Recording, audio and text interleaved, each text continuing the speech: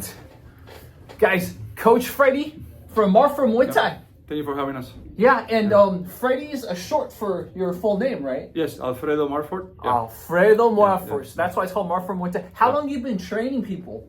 Training, probably 23 years. Wow. What got you into Muay Thai?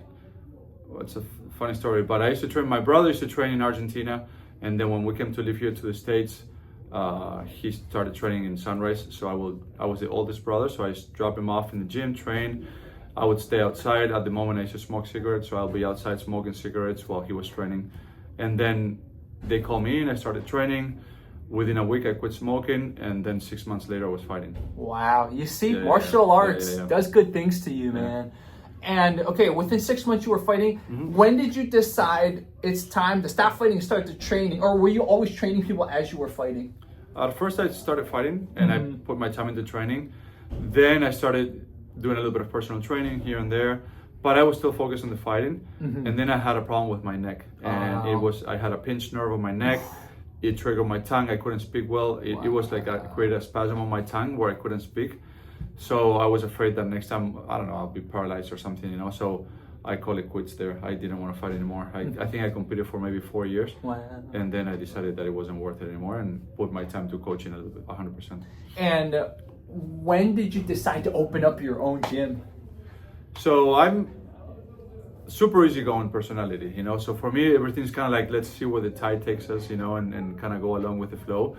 But I needed to get a little bit more responsible because I got married. So then I started training on my own. I worked for this family. This family had a gym.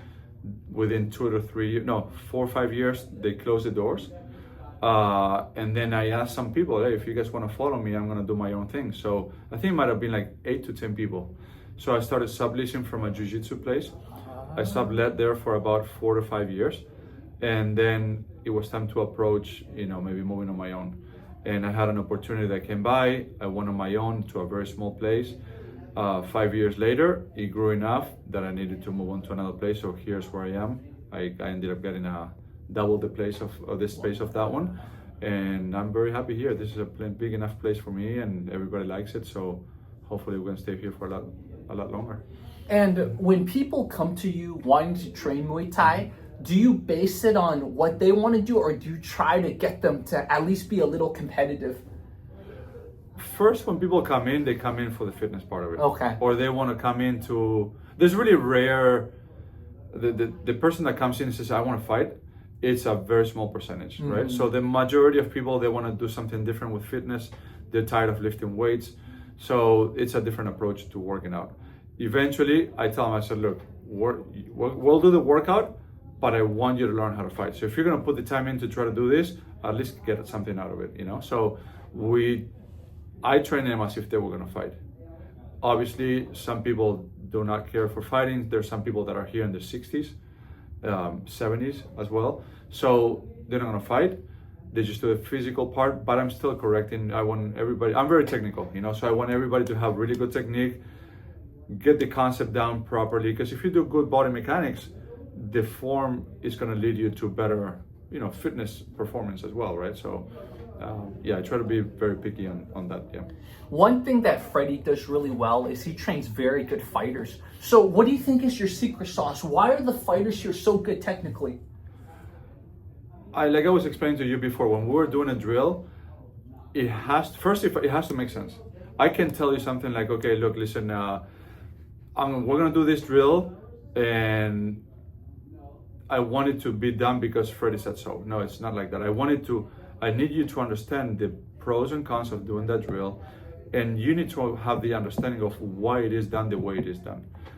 If you understand, and I can make you believe that there's a concept behind it and there's a purpose behind it, you will trust me as a coach too, right? So then you'll work with me instead of like, oh, I'm doing this because Freddy said so and it works, and hopefully it works, right? So no, I need you to make you believe that it has a specific reason behind it, and everything has to be done, for me, almost to perfection.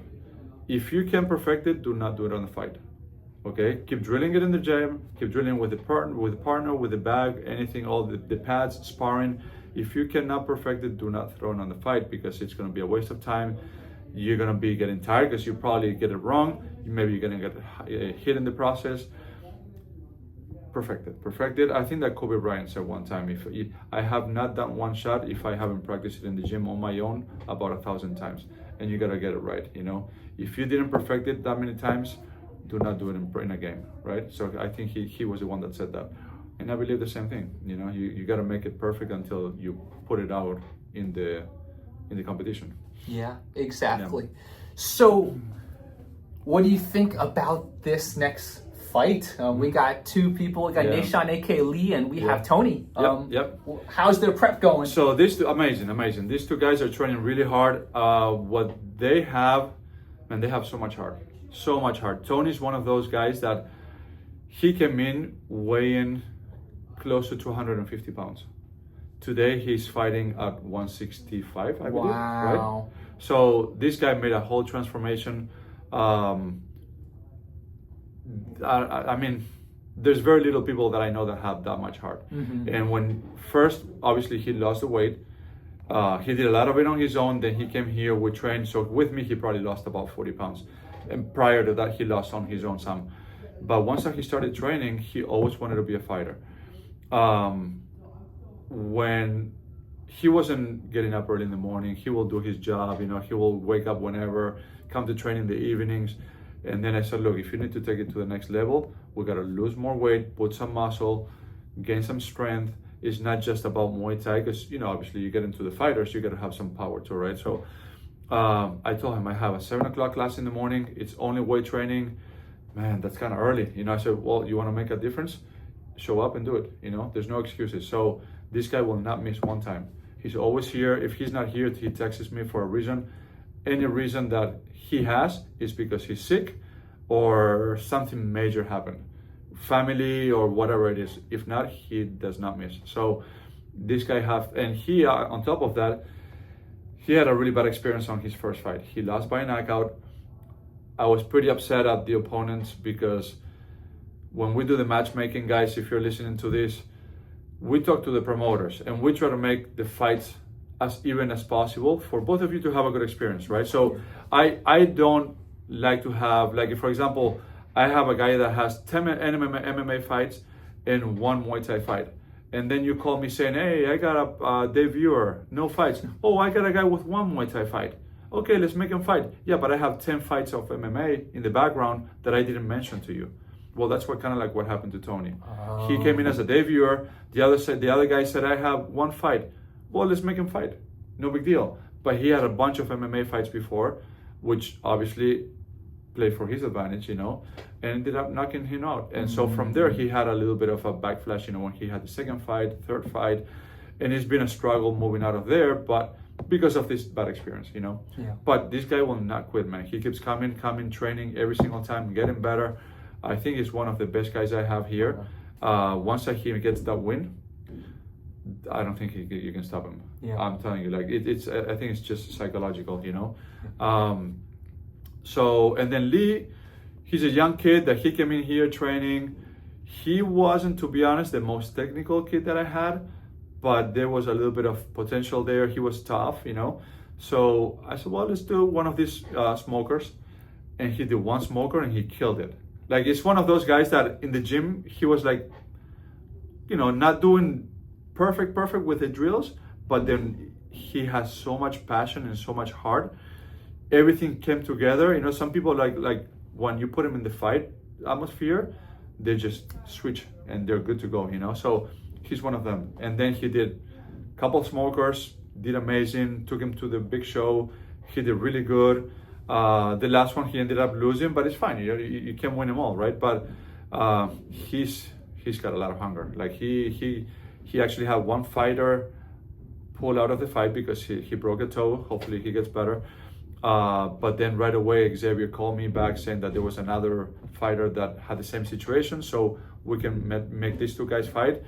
Let's hope that they have a really good fight, good experience for both of you guys. That's what the amateur world is for, right? Get a good experience, get better. Hopefully you make it pro at some time. So best luck to both of them. Actually, 4 of them, right? So yeah.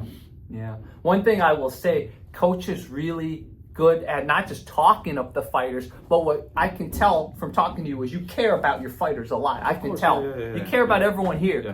So this is the reason why I think, guys, if you're looking for a place to train, Fort Lauderdale area, this entire South Florida area, you guys got to come to Marfort Muay Thai, man. I finally got to meet the coach. I've met so many fighters from the gym. Finally got to meet the coach. Yeah. Wow, this was awesome. Yeah, thank you so much for coming over. Yeah, thank you. Right. We're going to do more talks, guys. Maybe in the future we'll do a longer talk. So, guys, make sure to leave your questions for Coach. Thank you so much. Guys, if you're going to the tournament, support everybody. Always with respect with everybody, guys. Okay, so, it's a very small world. We're going to run into each other at some point, So all this, nonsense, talking bad about each other, this stuff, don't do it, man. Just have a good sportsmanship, train good. We'll run into each other sooner or later, so maybe at some point we end up training together, like you said, right? So let's have a good time, train, fight hard, and have a good experience. All right? Definitely. And thank you, Xavier Santana, aka Hurricane X, and we will be back for Saturday, Hurricane X promotions. Good luck in the show, guys.